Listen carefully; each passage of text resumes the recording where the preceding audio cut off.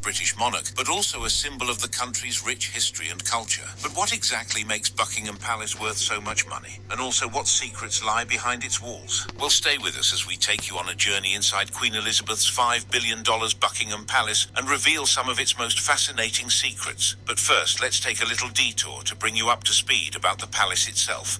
Buckingham Palace. Buckingham Palace is the official residence and administrative headquarters of the British monarch in London. The palace has a long and fascinating history dating back to the 17th century. The site of the palace was originally a marshy land along the River Tyburn, owned by various nobles and monks over the centuries. In 1703, John Sheffield, the first Duke of Buckingham and Normanby, built a large townhouse on the property, which became known as Buckingham House. Fast forward to 1761, and King George III bought Buckingham House for his wife, Queen Charlotte, and their children. He then commissioned a renovation of the house, which became known as the Queen's House. The house was mainly used as a private residence and a place for entertaining guests. In 1820, King George IV inherited the house and decided to transform it into a grand palace. And in 1837, Queen Victoria was the first sovereign to use Buckingham Palace as her official residence. She, however, found the palace too small for her growing family and ordered another wing to be built along the garden front. She also moved the Marble Arch to Hyde Park and replaced it with a new gatehouse. Queen Victoria also installed many modern amenities in the palace, such as gas lighting, flushing toilets, and electric bells. Ever since, Buckingham Palace has been the scene of many historic events and ceremonies. Today it has 775 rooms, including 19 staterooms, 52 royal and guest bedrooms, 188 staff bedrooms, 78 bathrooms, and 92 offices. It also has a ballroom, a chapel, a cinema, a swimming pool, and wait for it, a post office. The Buckingham Garden is also the largest private garden in London. However, one more interesting fact about this awesome palace is that it is worth a staggering $5 billion.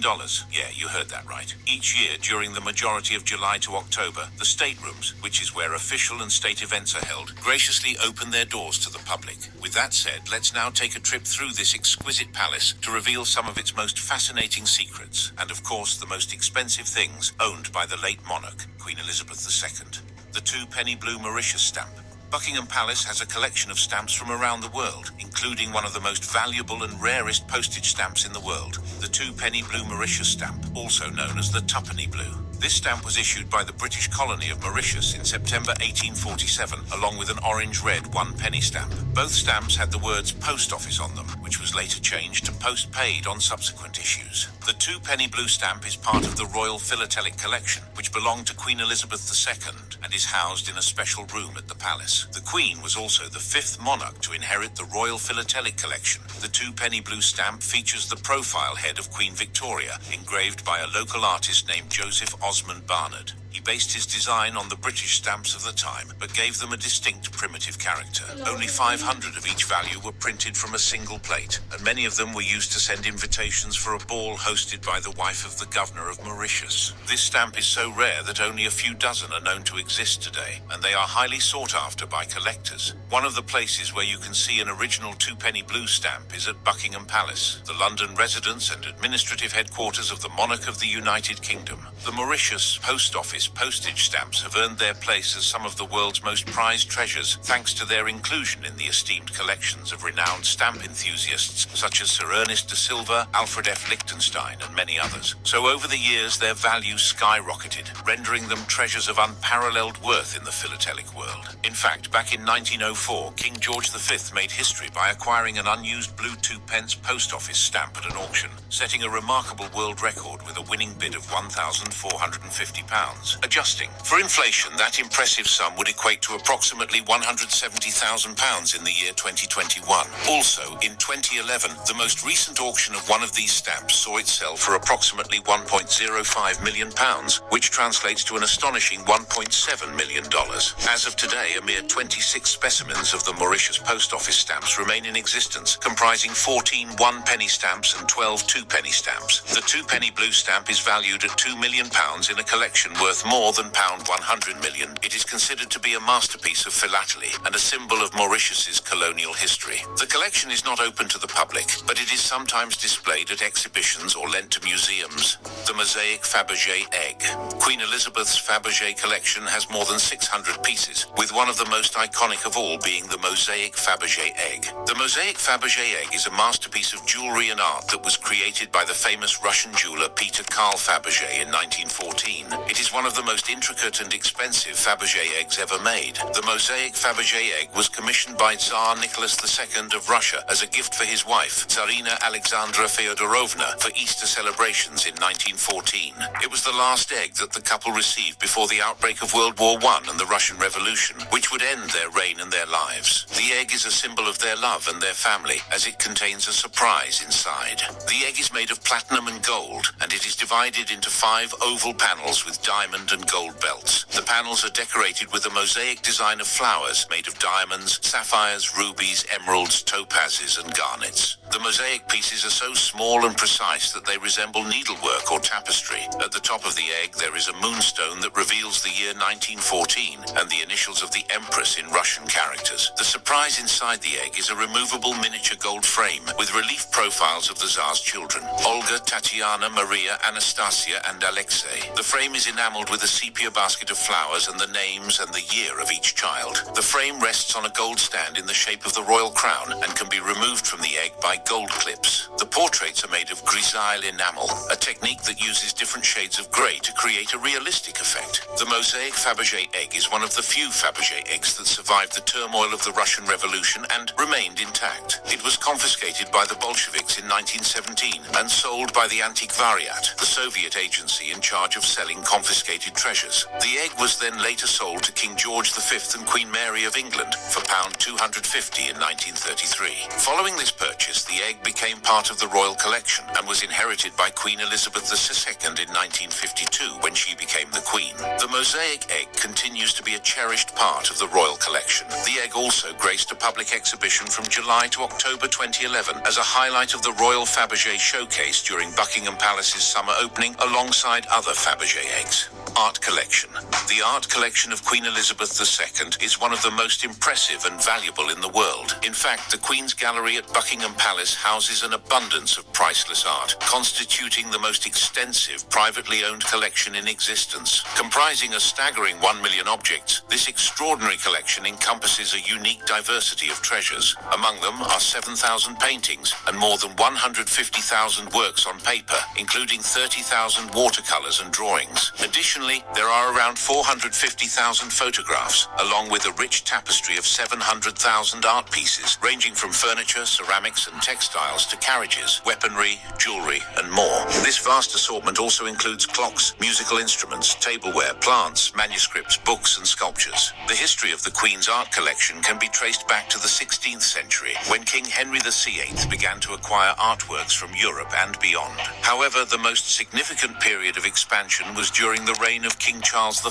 who was an avid collector and patron of Italian and Flemish art. He amassed a spectacular collection of works by artists such as Van Dyck, Rubens, Holbein, Titian, and Mantegna, amongst others. Unfortunately, after his execution in 1649, his collection was sold off by the parliamentarians who opposed his rule. Many of these works ended up in foreign museums, such as the Musée du Louvre in Paris and Museo Nacional del Prado in Madrid. Thankfully, some of the collection was later recovered by Charles II, who restored the monarchy in 1660. He also added new works by other artists, including the artworks given to him by the Dutch Republic. Since then, successive monarchs have continued to enrich the collection with their tastes and preferences. Queen Elizabeth also contributed to the collection with some modern and contemporary works by artists such as Andy Warhol, Anish Kapoor, Lucian Freud, and David Hockney. The collection also boasts over 50 masterful paintings by Canaletto, a mesmerizing work by Vermeer, a selection of exquisite Rembrandts, and more than 30 drawings by the genius behind the Mona Lisa, Leonardo da Vinci. She has also supported the conservation and display of the collection through various initiatives, such as the Royal Collection Trust, which which manages the collection on behalf of the monarchy and the nation.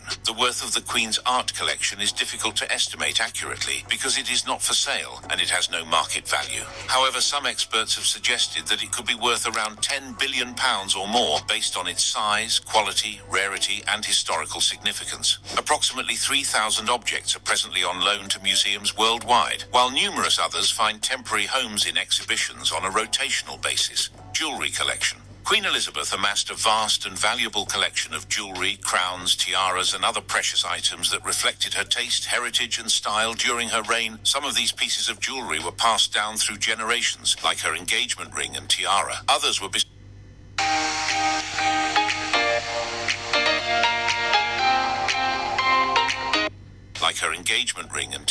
Others were bestowed upon her by fellow royals and esteemed dignitaries. Some she commissioned herself or had crafted by renowned jewelers. Among them you'll find rare and one-of-a-kind gems, as well as elegant simplicity and dazzling sparkle. One of the most iconic pieces of the Queen's jewelry collection is the Imperial State Crown. The Imperial State Crown is a symbol of the British monarch's power and has been worn by different kings and queens since the 15th century. The current version was made in 1937 and is used by a new monarch for the first time in the royal procession after their coronation, which is done with the St. Edward's crown. Subsequently, this illustrious crown is then worn on state occasions such as the state openings of Parliament. It features 2,868 brilliant cut diamonds, 17 sapphires, 11 emeralds, 5 rubies, and 273 pearls. The crown weighs 2.3 pounds and the top cross is adorned with St. Edward's sapphire, a jewel said to have been obtained from the ring of Edward the Confessor during his re-interment at Westminster Abbey in the year 1163. The true worth of the Imperial State Crown has remained a topic of contention over the years. With no official appraisal on record, any attempts to gauge its value are essentially guesswork. Nevertheless, experts have placed their estimations of the crown to be between a whopping £3 billion and £5 billion. Now, since the Imperial State Crown is only for state occasions during formal events including banquets, Queen Elizabeth II adorned herself with pieces from her extensive jewelry collection, which comprised over 300 exquisite items. Among these treasures were 98 brooches, 46 necklaces, 37 bracelets, 34 pairs of earrings, 20 regal tiaras, 15 rings, 14 timepieces, and 5 captivating pendants. These exquisite jewels are not the same as the crown jewels which were made for Charles II and his successors. Some of the jewels were made for queens who ruled or married kings, but some kings also added to the collection. In more recent times, Queen Elizabeth II proudly donned these exceptional jewels during her tenure as the reigning monarch of Australia, Canada, and New Zealand. These regal adornments found their way into official portraits specially commissioned for these realms, which added a touch of grandeur and elegance to her role as the sovereign. Queen Victoria's wedding dress. Queen Victoria's wedding dress is one of the most iconic and influential garments in the history of fashion. It was worn by the young queen on her wedding day to Prince Albert of Saxe-Coburg and Gotha on February 10, 1840, at the Chapel Royal of St. James's Palace in London. The dress was made of heavy silk satin in a plain cream colour, trimmed with a deep flounce and trimmings of Honiton lace, handmade in Devon, England. The dress also featured orange blossoms, a symbol of fertility that adorned the skirt, the wreath on the queen's head, and the bouquet she carried. The train of the dress, carried by her bridesmaids, measured 18 feet in length. The choice of a white wedding dress was unusual and innovative at the time, as most royal brides favoured dresses in bright-coloured or Brussels lace. Queen Victoria chose white to demonstrate her support for the British textile industry, especially the lace-making cottage industry in Honiton. She also wanted to emphasise her simplicity and modesty as a bride, rather than her status and wealth as a monarch. Before long, the white wedding dress soon became a popular trend among Victorian brides of all classes, as it symbolised purity, innocence, and romance. Interestingly, Queen Victoria has been credited with starting the tradition of white wedding gowns that persists to this day, although she was not the first royal to be married in white. The wedding dress remained in the possession of Queen Victoria until her death in 1901. It was then inherited by her eldest son, King Edward VII, who passed it on to his son, King George V.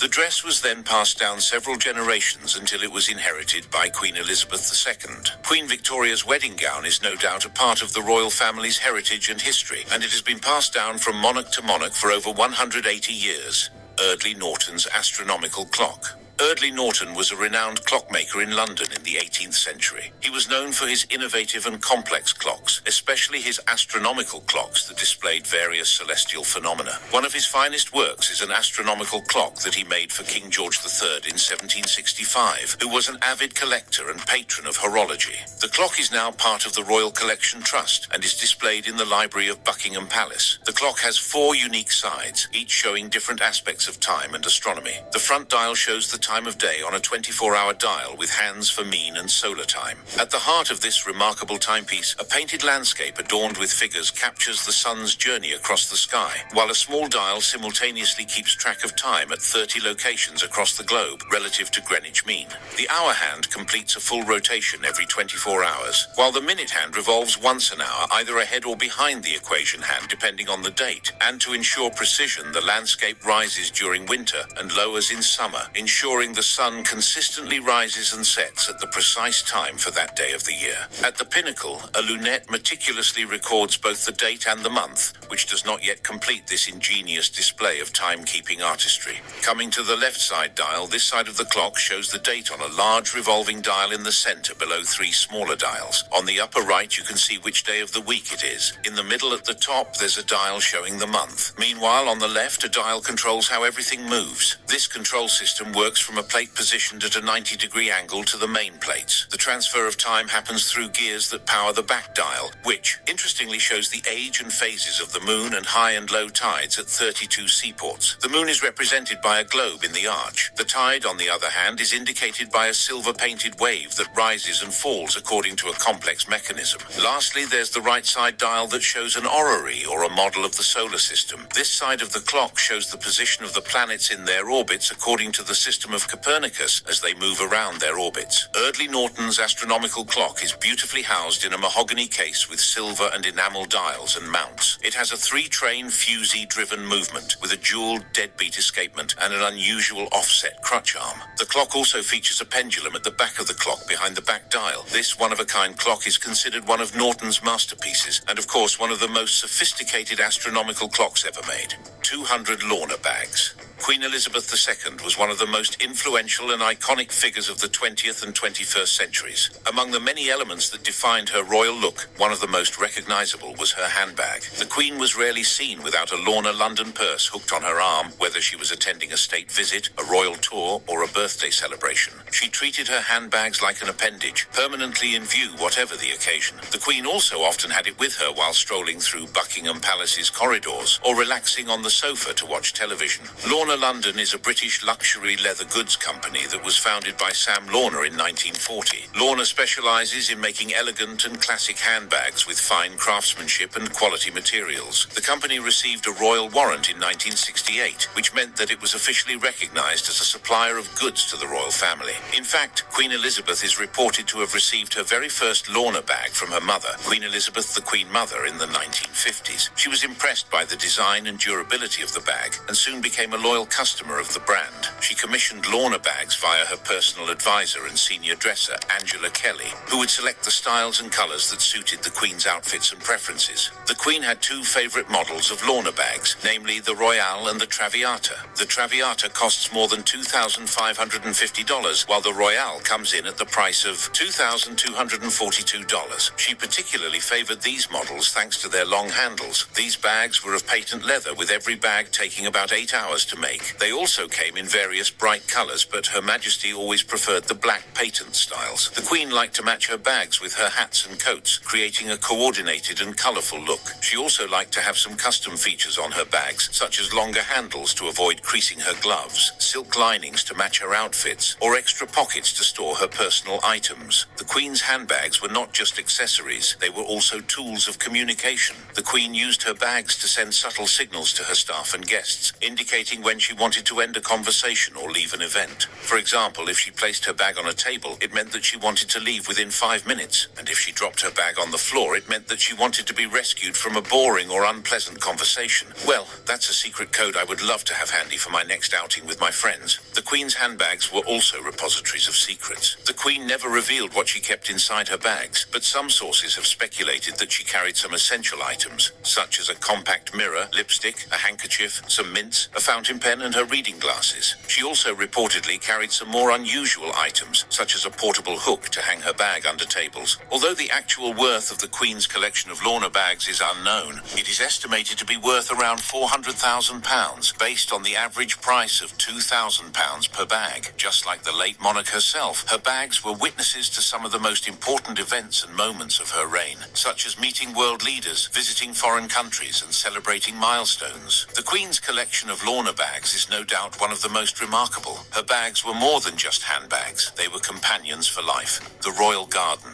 When it comes to the topic of gardens, the Buckingham Palace Garden is an extraordinary example of a walled oasis in the middle of London. It covers about 16 hectares and boasts a rich diversity of plants, animals, and historical features. The garden dates back to the 17th century, when James I established a plantation of mulberries for the rearing of silkworms on the site. However, the scheme failed because the wrong type of mulberry bush was chosen. Today, the garden boasts a diverse array of 45 mulberry tree varieties, and since the year 2000, it has proudly housed the National Collection of Mulberries. The garden became part of the royal property in 1761, when George III bought Buckingham House as a private residence for his consort. 5, 10, 15 वारे 15 top-ups आपके एक pack की गिनती क्या है मुझसे ज्यादा है For his consort, Queen Charlotte. During their reign, the garden was home to a collection of exotic animals, including an elephant and one of the earliest zebras seen in England. The garden later underwent a major transformation in the 19th century, when George IV converted Buckingham House into Buckingham Palace. The new design included a lake and an artificial high bank called the Mound, among other additions. Recent renovations of the garden in the 20th and 21st centuries also came with new features, such as a tennis court. Also within the garden's confines flourished 325 wild plant species, along with 30 species of breeding birds and a splendid canopy of over 1,000 trees. This arboreal wonderland comprises 98 majestic plane trees and a diverse assembly of 85 distinct oak species. The Buckingham Palace Garden also acts as a refuge for London's rarely spotted native birds, including the common sandpiper, sedge warbler, and lesser whitethroat. The garden is not only a place of beauty and tranquility, but also a venue for official entertainment and celebratory events. Among the garden's renowned gatherings are the garden parties, a tradition dating back to Queen Victoria's reign, where approximately 24,000 guests from diverse backgrounds are warmly invited each summer. Beyond these, the garden plays host to an array of events, including concerts, receptions, investitures, and state visits. The Royal Garden at Buckingham Palace is a unique and fascinating attraction that is open to the public for a limited period each year, usually from July to October. Visitors can explore the garden at their own pace or join a guided tour that covers some of the highlights of the garden. They also get to enjoy a picnic on one of the sweeping lawns overlooking the palace after the tour. Chandeliers. Chandeliers are one of the most striking features of Buckingham Palace. The palace has an estimated 800 chandeliers throughout its 775 rooms, which include 19 staterooms, 52 royal and guest bedrooms, 188 staff bedrooms, 92 offices, and 78 bathrooms. The chandeliers are made of various materials such as crystal and glass, and they reflect different styles and periods of history. The chandeliers in Buckingham Palace have a long and fascinating history, dating back to the reign of King George IV in the early 19th century. George IV was a lavish spender and a patron of the arts, who transformed Buckingham House into a grand palace with extensive renovations and additions. He commissioned several chandeliers from the leading manufacturers of the time, such as Parker and Perry. Maintaining these impressive lightings required huge manpower. This was why King George IV used more than 30 workers to keep the candles in chandeliers lit around the palace. These chandeliers were designed to impress and dazzle the guests at royal balls and banquets, and they still do so today.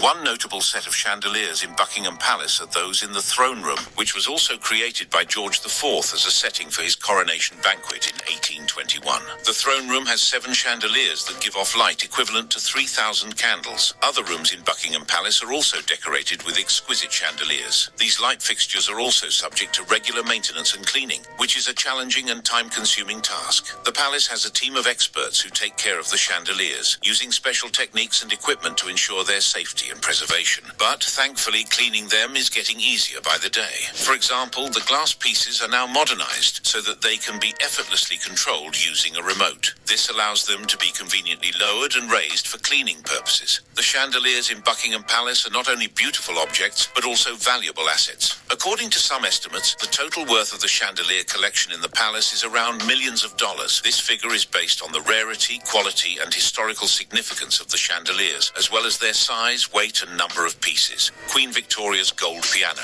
Queen Victoria's Gold Piano in Buckingham Palace is an extraordinary piece of musical and artistic history that can be found in the White Drawing Room at Buckingham Palace. It also caused a buzz on social media when the public caught sight of the gold gilded instrument in the background as the Queen delivered her annual royal Christmas message. This piano is Queen Victoria's Gold Piano, made by S&P Erard, a French firm that was famous for producing high-quality pianos for many of the greatest composers and performers of the 19th century, such as Chopin, Liszt, Mendelssohn and Wagner. Erard was also known for inventing the double escapement action, which allowed rapid repetition of a single key and enabled more virtuosic playing. Talking about the value of the piano, it is hard to place an estimate on it, as the piano is a one-of-a-kind, hand-painted model masterpiece that has historical and sentimental significance. However, based on some comparisons with other Erard grand pianos from the same period, it could be worth around £138,000, which is equivalent to $175,000. The piano was made for Queen Victoria in 1856, as both she and her husband, Prince Albert, shared her love of music.